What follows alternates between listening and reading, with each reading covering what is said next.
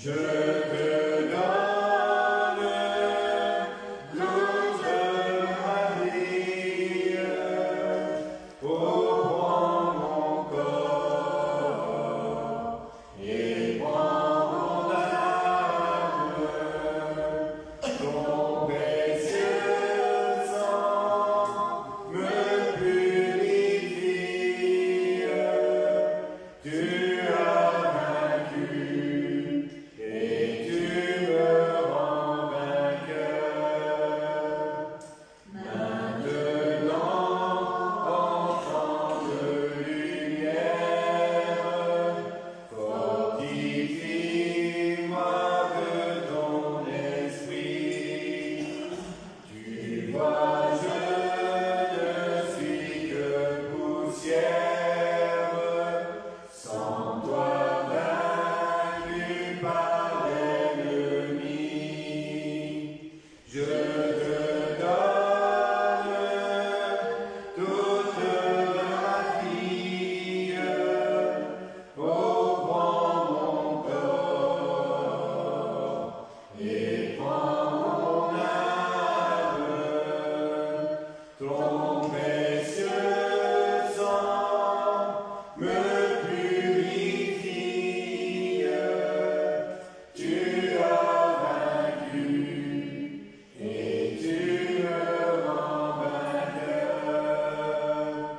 Souviens-toi de cette prière, étends sur moi ta forte main, car sans toi je ne puis rien faire. Seigneur, trace-moi ton chemin. Je te donne toute ma vie, prends mon corps et prends mon âme, ton précieux sang me purifie, tu as vaincu et tu me rends vainqueur. Amen. Et bienvenue dans cette réunion de prière. Ce premier chant qui vraiment résume beaucoup de ce dont on a besoin au quotidien. Prends ma vie, Seigneur, et sanctifie-moi, garde-moi.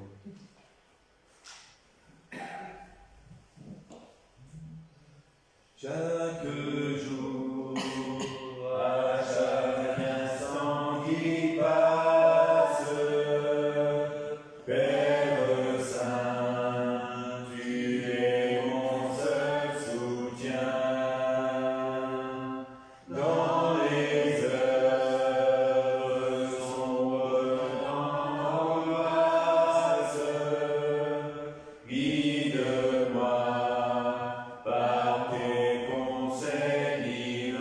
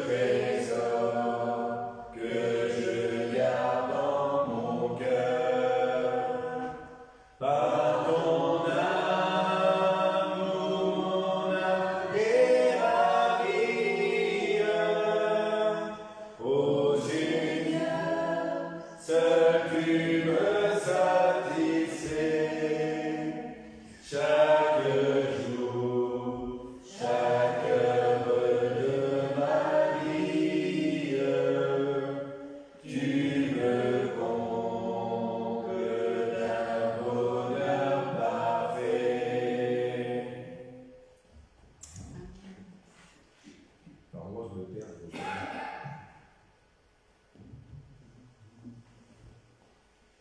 Il est bien vrai, non que j'ignore, il est des lieux bien inconnus, mais il est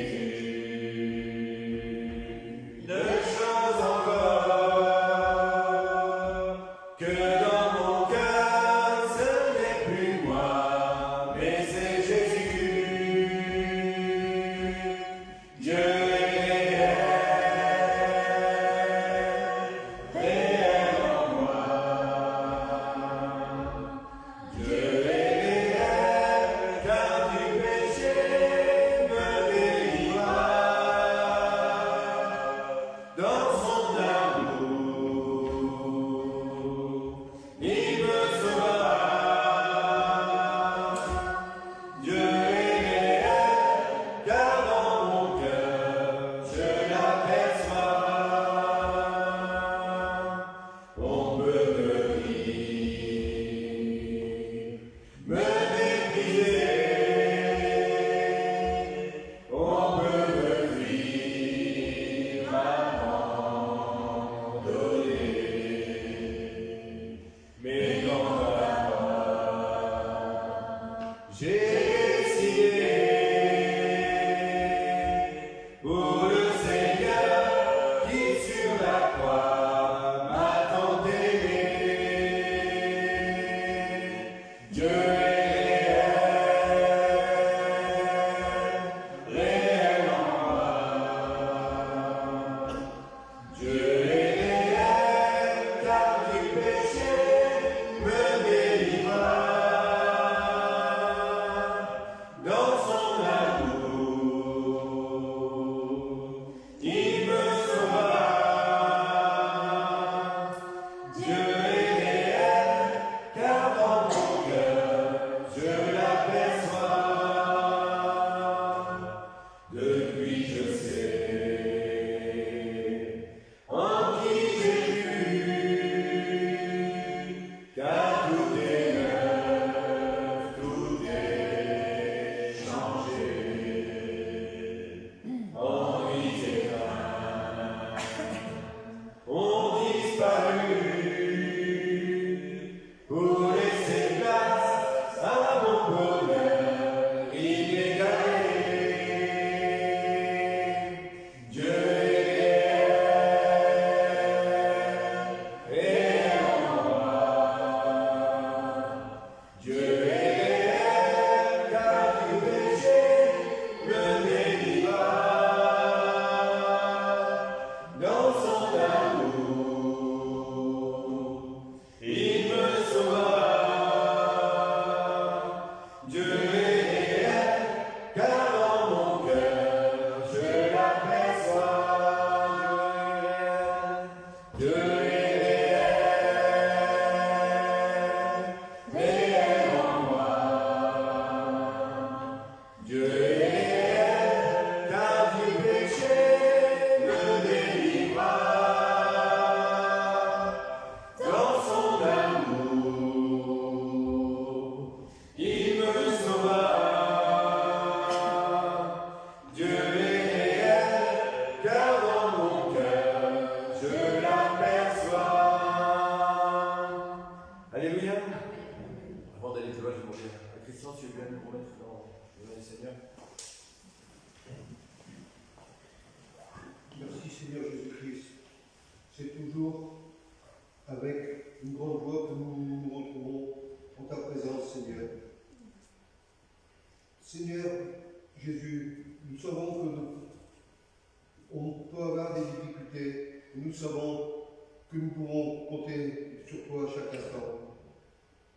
Prends en charge tous les malades pour lesquels on pense, tous nos proches, tous nos amis, tous ceux pour qui l'on veut que tu fasses la même grâce que tu nous as faite en nous révélant à la croix, Seigneur Jésus. Seigneur Jésus, que la parole apportée ce soir nous fasse grandir dans la foi et dans l'espérance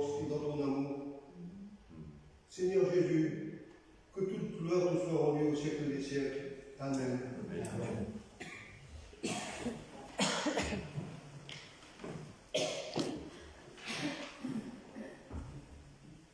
Sur le chemin va sans peur, car Jésus est devant toi. Il veut être ton sauveur. Oh, suis-le à la fois. Et maintenant saisis la main de ton car lui seul peut donner l'éternel bonheur. Il a donné sa vie sur la croix. Oh, suis-le par la foi. Et si tu tombes en chemin, regarde à Jésus ton roi. Et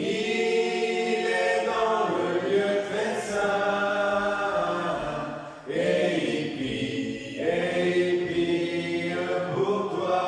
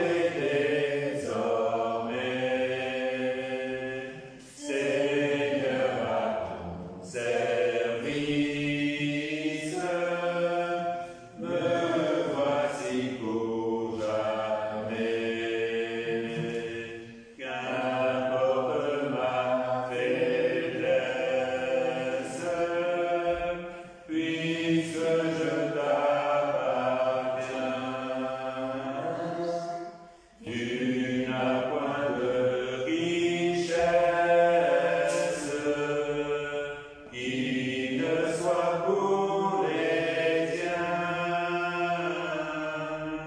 Sur toi je me repose. Ô Jésus mon Sauveur, faut-il donc autre chose pour un pauvre pécheur?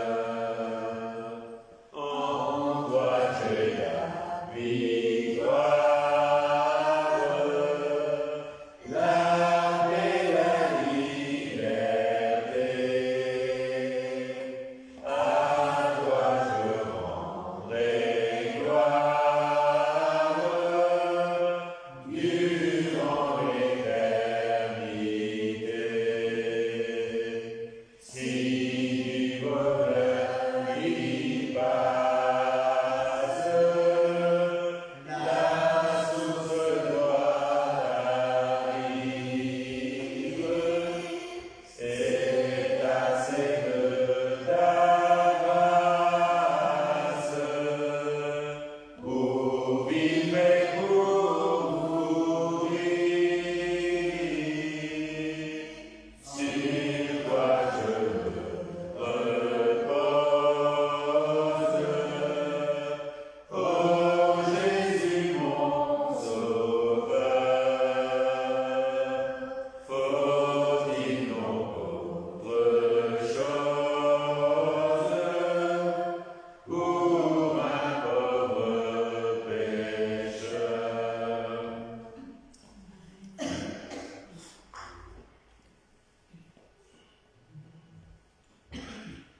Nous réclamons,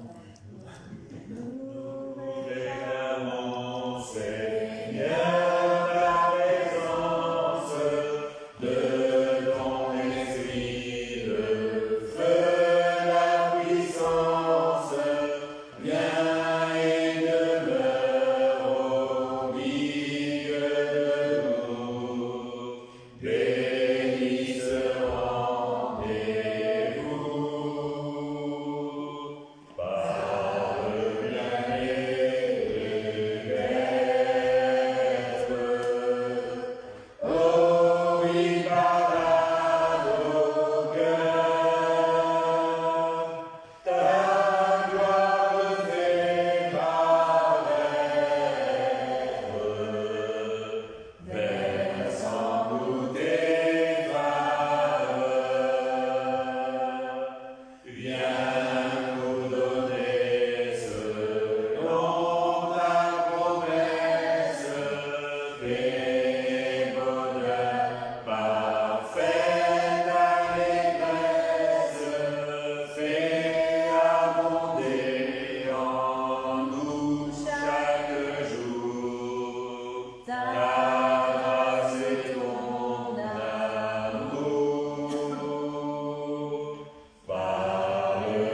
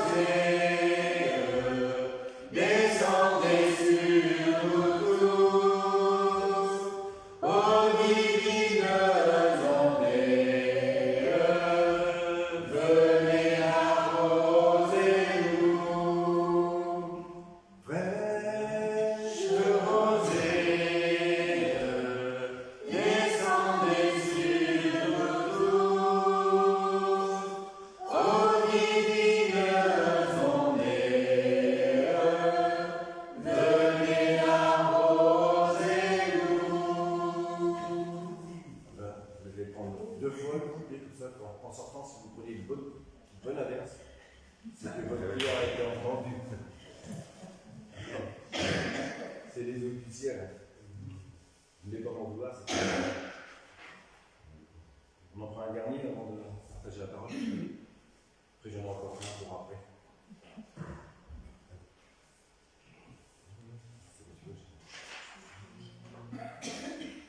Je ne sais pas comme il faut chanter la joie qui est en moi. Je ne sais pas comme il faut exprimer la joie qui vient de toi. Il m'a donné plus que la vie. C'est pourquoi je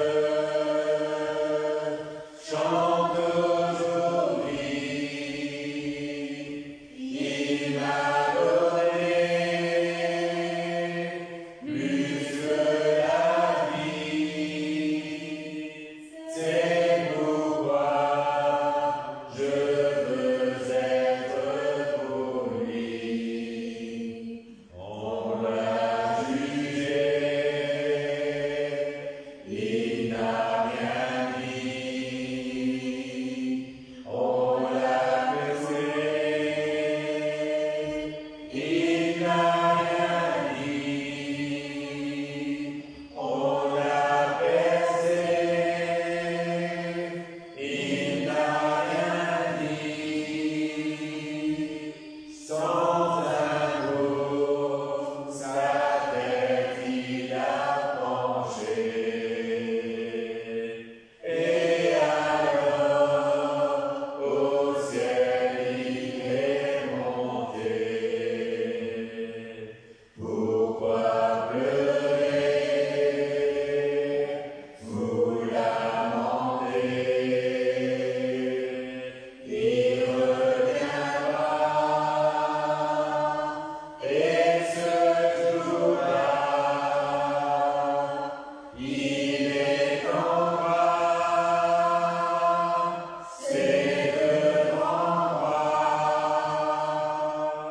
et au ciel, il nous emportera.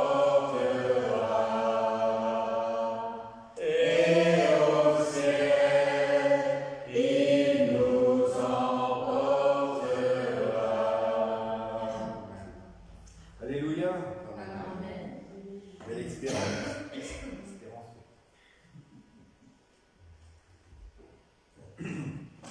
Ce soir, j'ai pas l'habitude de faire ça, mais la semaine dernière, dès lors que Todd a fini de prêcher, je continuais à être travaillé par le texte qu'il a pris. Et j'aimerais revoir avec vous cette histoire de quand Jésus marche sur les eaux. Non pas pour contredire ce qu'il a dit, je dis amen à tout ce qu'il a dit le vendredi dernier, mais parce que Dieu a mis d'autres choses sur mon cœur en plus. Et parfois, Dieu parle d'une manière et parfois d'une autre. Dieu parle à l'un d'une manière et à l'autre d'une autre manière. Et parfois même au travers du même texte. Et moi, ce qu'il a mis sur mon cœur depuis, et ça me travaille, c'est une vision sous un autre angle. On est différents, on en a parlé. On est tous différents, avec une culture, avec une vie, avec un passé, tous différents. Mais on fait partie d'un même corps. Et on a des besoins différents. Et Dieu parle. Alors on va reprendre cette histoire dans Matthieu, au chapitre 14, versets 22 à 33. On va prendre le temps de la relire en entier.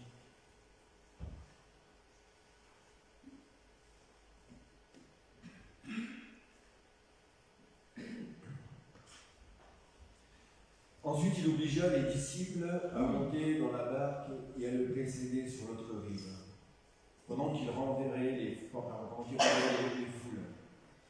Après les avoir renvoyés, il monta sur la montagne pour prier. À l'écart, et le soir venu, il était là, seul. La barque était déjà à une distance de plusieurs stades de la terre, malmenée par les vagues, car le vent était contraire. À la 4e veille de la nuit, Jésus alla vers eux en marchant sur la mer. Quand les disciples le virent marcher sur la mer, ils furent troublés et dirent « C'est un fantôme ». Et dans leur crainte, ils poussèrent des cris. Jésus leur dit aussitôt « Rassurez-vous, c'est moi, n'ayez pas peur ». Et Pierre lui dit « Si c'est toi, ordonne-moi d'aller vers toi sur les eaux. » Et il dit « Viens ». Pierre sortit de la barque et marcha sur les eaux pour aller vers Jésus. Mais en voyant le vent, qui était fort, il eut peur, et comme il commençait à s'enfoncer, il s'écria « Seigneur, sauve-moi ». Aussitôt Jésus étendit la main, le saisit et lui dit « Homme de peu de foi, pourquoi as-tu douté ?» Ils montèrent dans la barque et le vent tomba. Ceux qui étaient dans la barque se prosternèrent devant Jésus et dirent « Tu es véritablement le Fils de Dieu. Amen. » C'est vrai que cette histoire, on la connaît par cœur. Que l'on soit du milieu protestant évangélique ou du milieu catholique, on enseigne cette histoire aux enfants à l'école du dimanche, au catéchisme, on la prêche.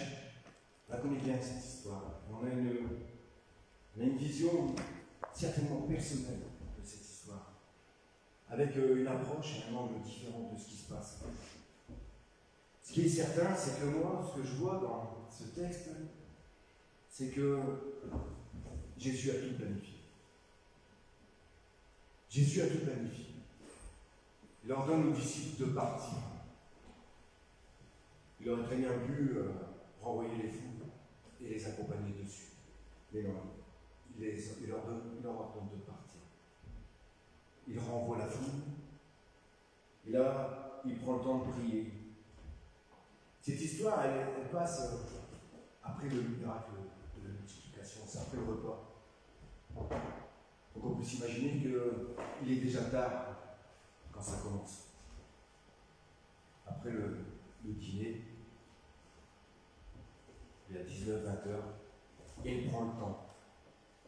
Il prend le temps parce que quand il arrive sur la mer, la parole dont Dieu dit c'est la 4e veille de la nuit. C'est-à-dire, j'ai recherché parce que on ne s'imagine pas ce que c'est, 4e veille de la nuit. C'est-à-dire qu'il se passe entre 3h et 6h. Donc il s'est passé un paquet d'heures entre le moment où ils sont partis, ils se sont mis en route, et le moment où Jésus est arrivé.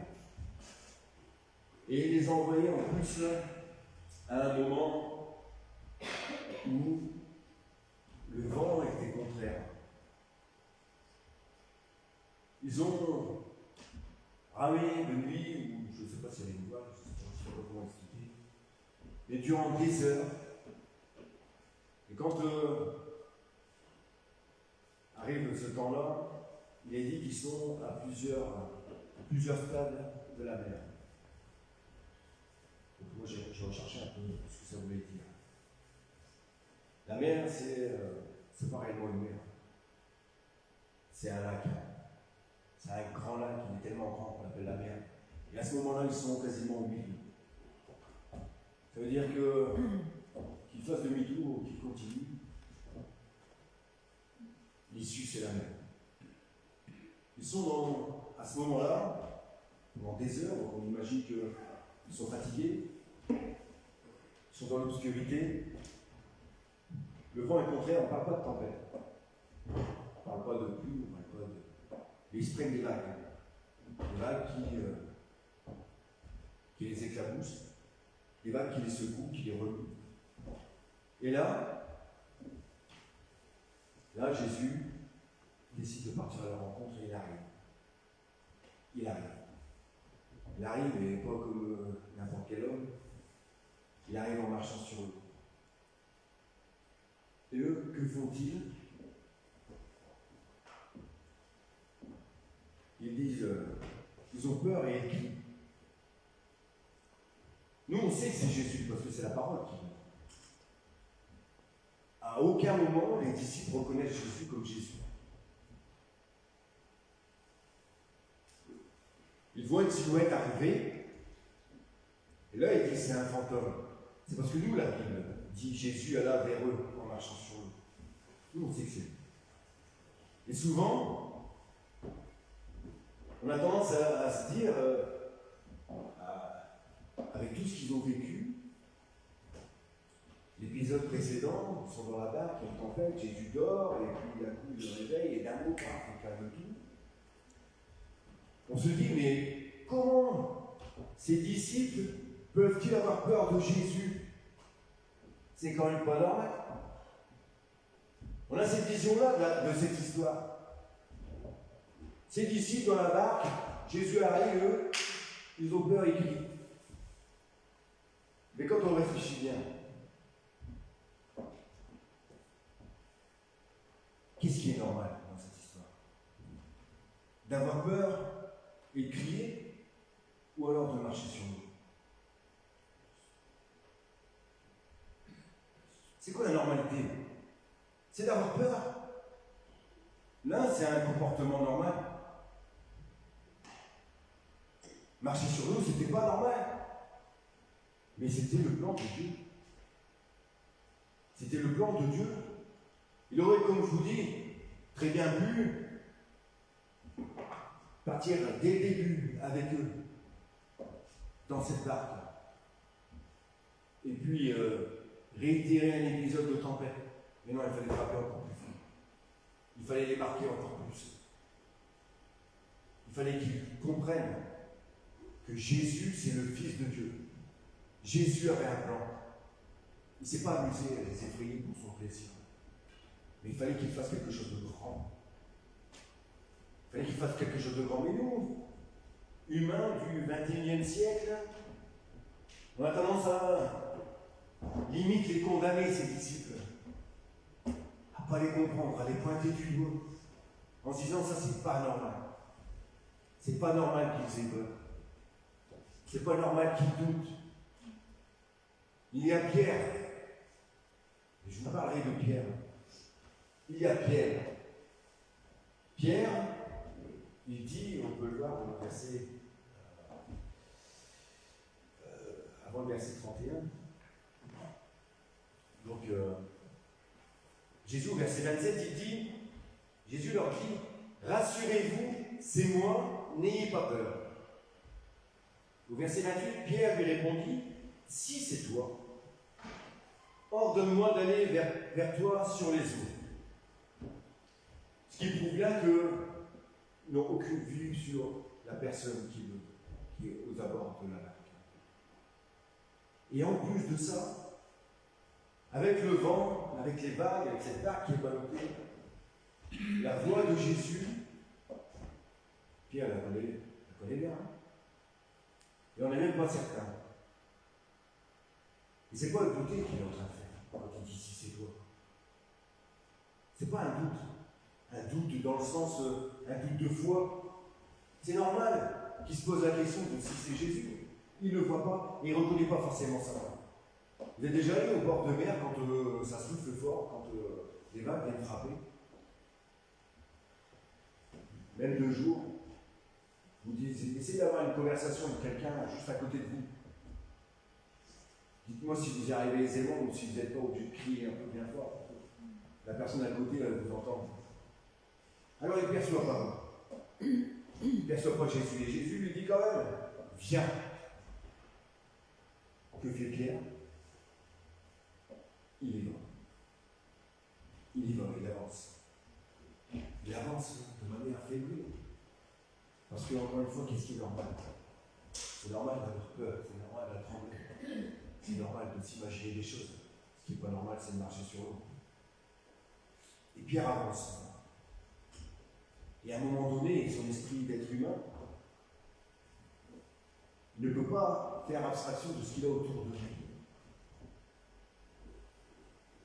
Il y a les flots qui sont là. Le vent qui doit le faire vaciller. Il craint et il s'enfonce. Il s'enfonce. Et là, souvent, nous, chrétiens, super grands chrétiens que nous sommes, quand Jésus le reprend, mais il le reprend assez sévèrement.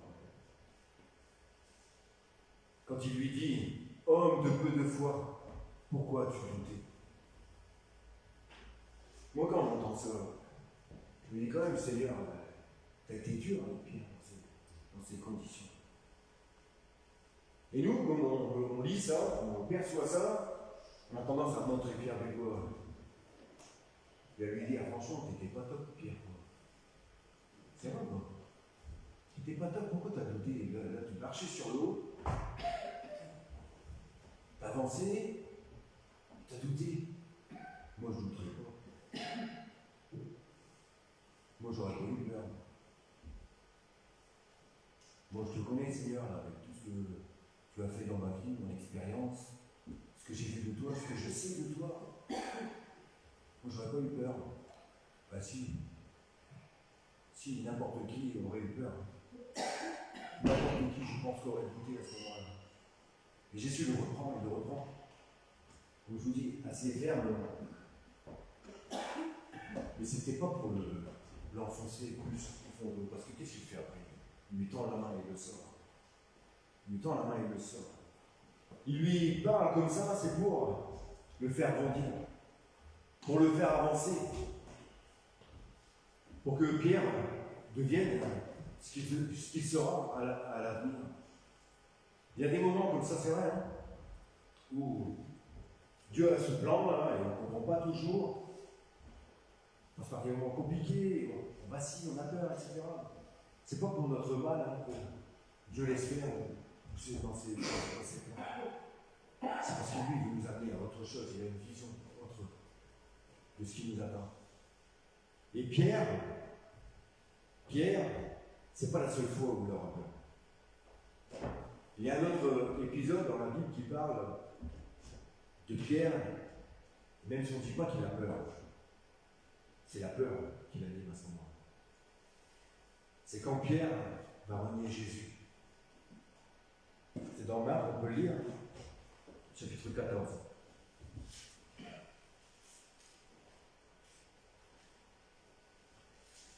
Du verset 66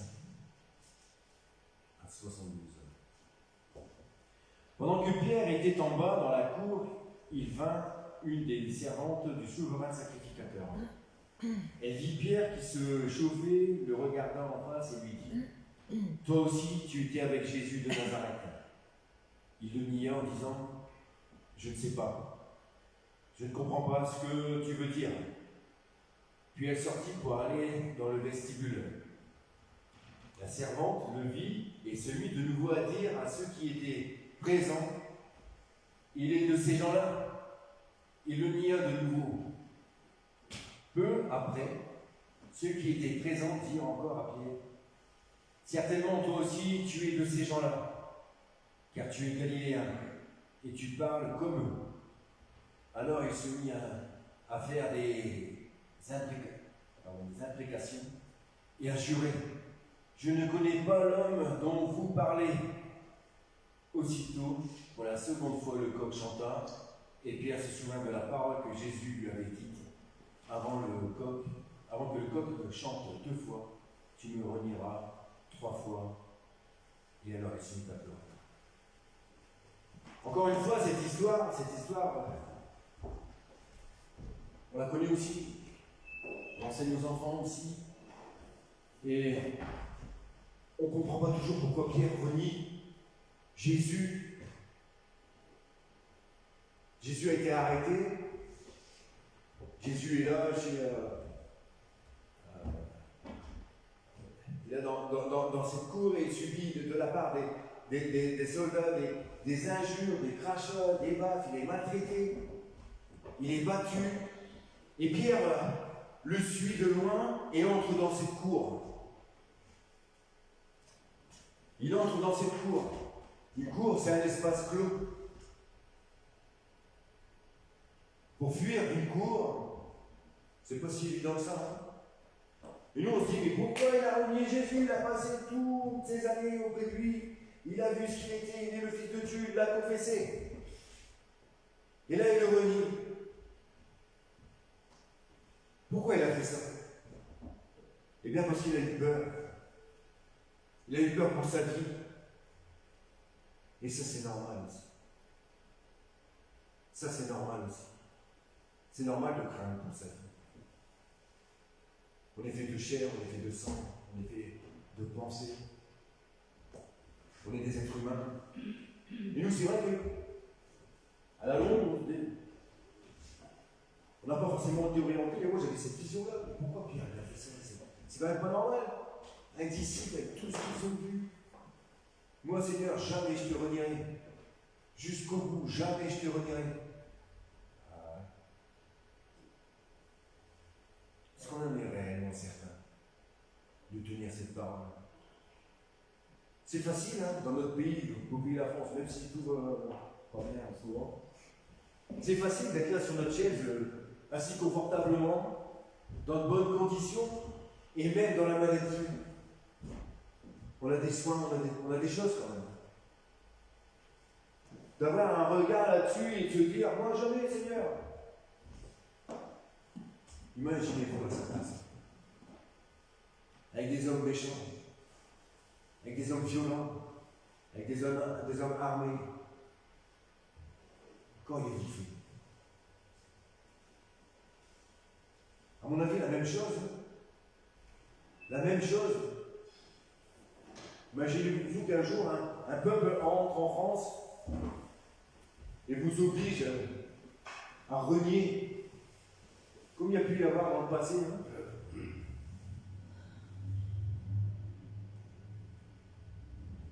Alors c'est facile de dire honte ou de penser c'est pas bien, que c'est pas normal de comme ça. Si, c'est normal. Si, c'est normal. C'est normal d'avoir peur. C'est normal de lutter. Et tout ça, encore une fois, c'était prévu. C'est dans le plan de Dieu en ce qui concerne Pierre. Parce que Pierre, c'est pas non plus n'importe quel personnage des apôtres. Pierre, il a été choisi. Il a été choisi pourquoi? Vous citez le verset. Tu es Pierre,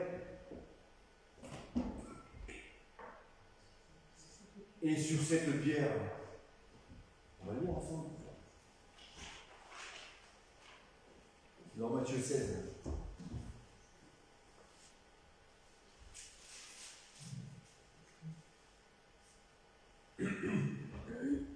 C'est après tous ces épisodes, hein, Jésus marche sur les eaux, etc.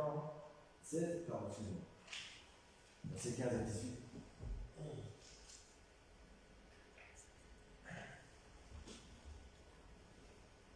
Mais vous, leur dit-il, qui dites-vous que je suis?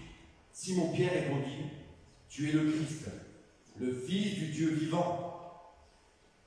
Jésus reprit la parole et lui dit, tu es heureux, Simon, fils de Jonas, car ce ne sont pas la chair et le sang qui t'ont révélé cela, mais mon Père qui est dans les cieux.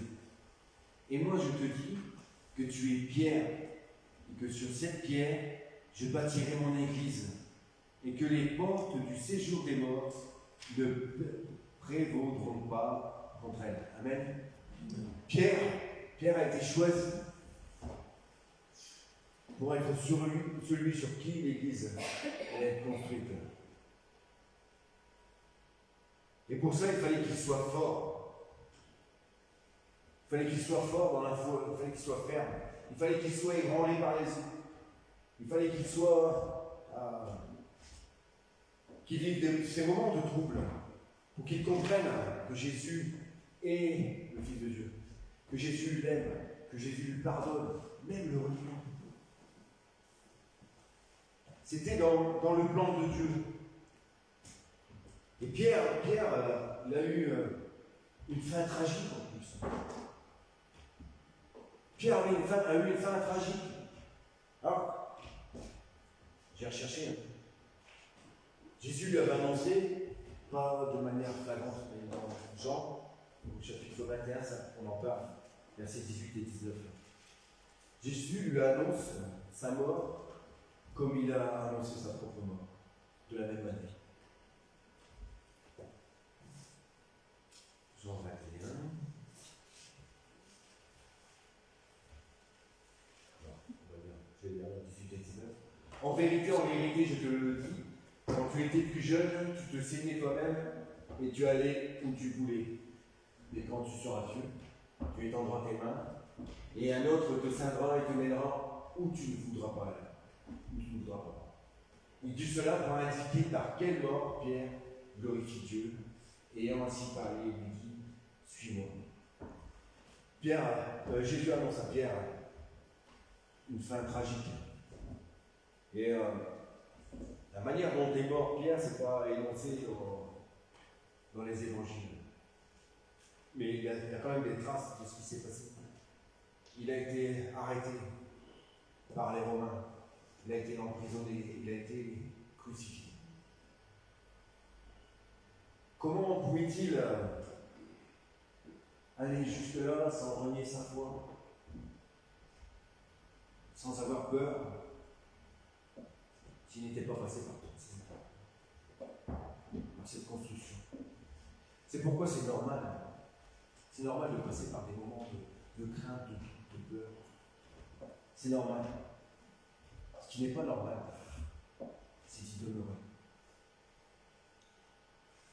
Ce qui n'est pas normal, c'est d'y demeurer. Que tu vives par des moments de crainte, de trouble, de douleur, c'est normal. Et tu ne dois pas pour autant te sentir rejeté de Dieu, te sentir différent du peuple de Dieu.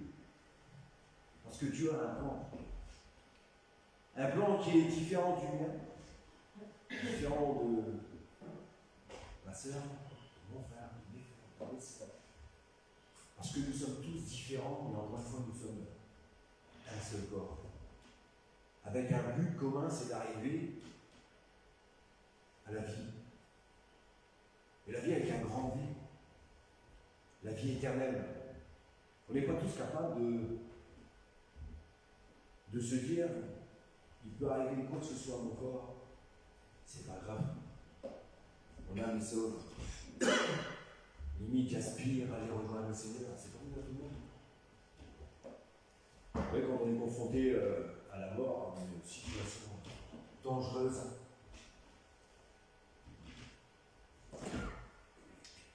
on a tous des réactions différentes.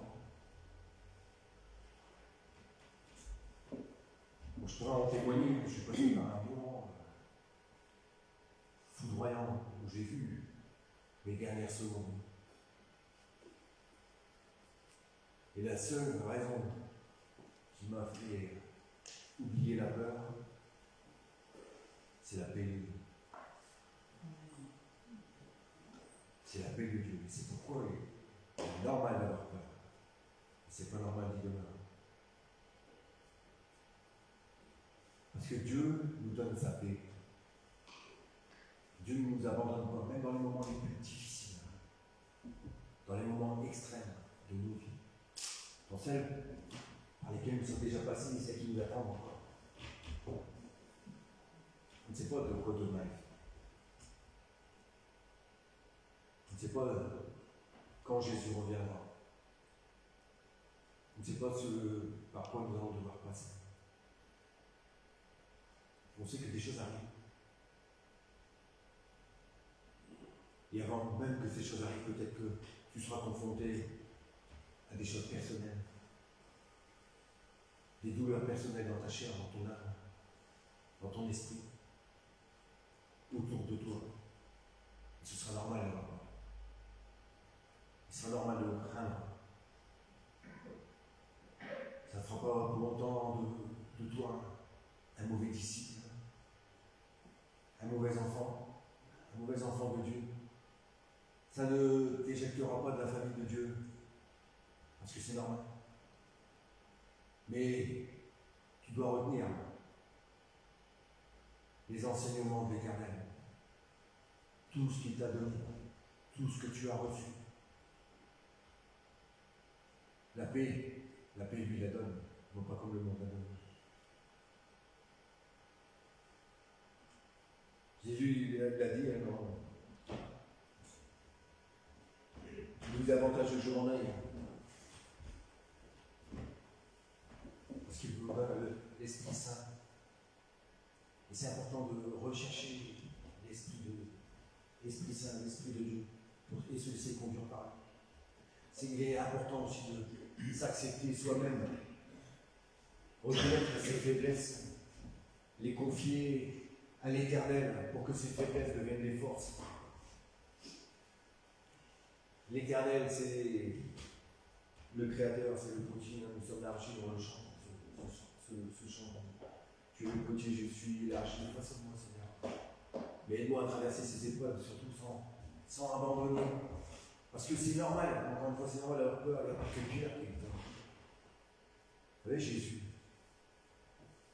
Jésus, avant d'être arrêté, d'être crucifié, quand il était sur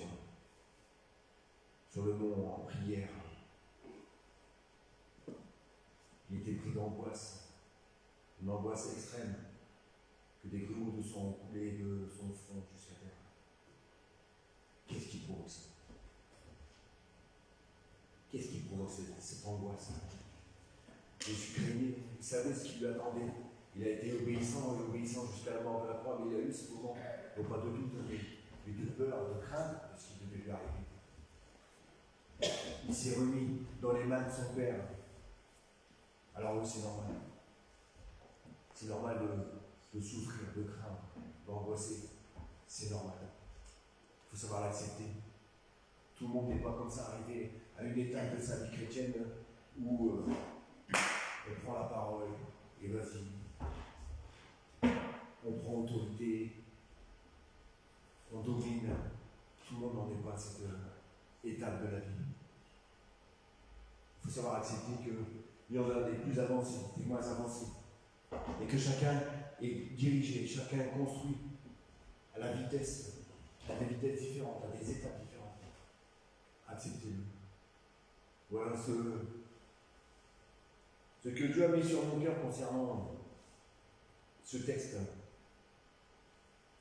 Nous sommes tous différents, mais nous sommes tous particuliers. Amen. Amen. Que l'Éternel soit béni. On va finir avec un chant.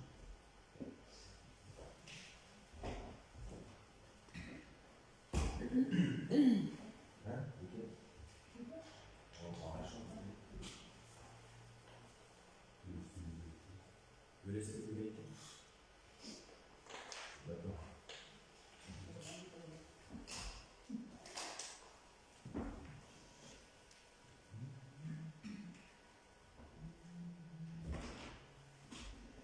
Que l'esprit de vérité vienne sur nous maintenant,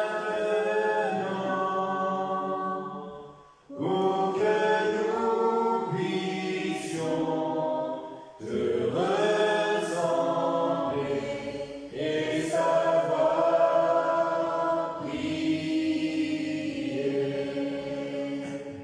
Notre Père qui es aux cieux,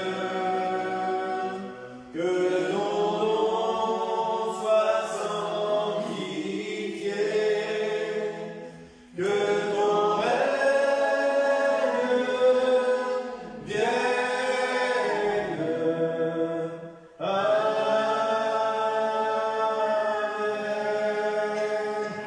Que ton règne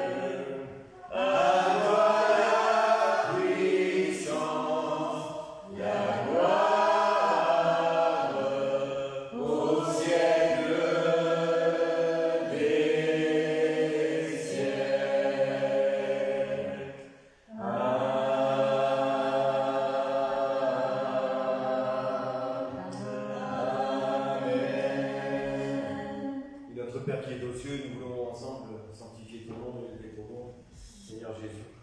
Merci que tu es Dieu, que tu es notre Père Céleste qui prend soin de chacun d'entre nous. Merci que tu es notre berger, notre refuge, notre forteresse. Merci que nous pouvons nous confier en toi. Seigneur, merci que nous pouvons te confier nos vies. Nous pouvons aussi te confier la vie de ceux que nous aimons. Seigneur, nous pouvons te confier la vie de ceux qui sont dans la tourmente, ceux qui sont dans la souffrance, ceux qui sont dans les pleurs. Seigneur, ceux qui n'ont plus la force, nous pouvons te les confier, te les amener, Seigneur. Parce que tu nous as donné ce don merveilleux qui est la prière. Merci, Seigneur, nous pouvons nous exprimer librement encore aujourd'hui dans ce monde. Nous pouvons ouvrir nos bouches à toi et tu nous entends, Seigneur. Merci que tu es un Dieu sourd et qui, même malgré les tempêtes, malgré les turbulences, Seigneur, tu entends nos voix et tu les reconnais. Seigneur, oui, il y a des gens autour de nous qui sont arrêtés sur le bord du chemin. Il y a des gens qui sont seuls dans leur maison, seuls dans leur chambre. Il y a des gens qui sont seuls en pleurs. Et Seigneur, nous voulons te les apporter. Il y en a qui n'ont plus la force de te prier. Parce que, oui, Seigneur, la vie est difficile. Et que face à la mort, face à la difficulté, on ne réagit pas tous de la même manière. Seigneur, console. Seigneur, guéris. Seigneur, relève nos enfants, relève nos familles, relève nos frères, nos sœurs, qu'ils soient de chair, de sang ou d'esprit. Seigneur, relève. Seigneur, nous voulons te confier tous nos bien-aimés. Seigneur, tous ceux qui sont dans la maladie, Seigneur, tu es notre espérance. Seigneur, tu es leur espérance. Seigneur, nous te les confions. Seigneur, guéris. Seigneur, sauve. Seigneur, oui, parce que c'est vrai que le but commun que nous avons, Seigneur, c'est la vie éternelle, Seigneur. Seigneur, certains sont ébranlés, Seigneur. Combien j'ai d'âmes dans ma tête, Seigneur. Combien il y a d'âmes, combien il y a de noms, de frères, de sœurs, d'enfants qui se sont arrêtés, Seigneur. Seigneur, que ton esprit parle. Que ton esprit parle et que chacun soit convaincu que tu es Jésus, le Fils de Dieu. Seigneur, que tu es celui qui a tout accompli à la croix du Calvaire, que tu es toujours le même. Que tu es capable d'apporter une paix différente de celle des hommes. Une paix qui surpasse même notre intelligence, Seigneur. Seigneur, parle à leur cœur, parle à nos cœurs, fortifie-nous, Seigneur. Forge-nous, ô Éternel. Seigneur, encore une fois, relève, Seigneur, bénis, que ta parole puisse être là, répandue. Nous avons une pensée pour tous ceux qui sont dans les tribulations dans le monde. Seigneur, protège-les, garde-les, Seigneur, et qu'ils puissent devenir aussi forts que Pierre, aussi forts que tous tes enfants qui sont passés par ces tribulations, qu'ils puissent s'appuyer sur ta parole, Seigneur, et traverser ces épreuves difficiles. Seigneur, qu'aucun périsse, Seigneur, nous te le demandons, Seigneur. Seigneur, nous te le demandons dans le nom précieux de ton Fils Jésus. Amen.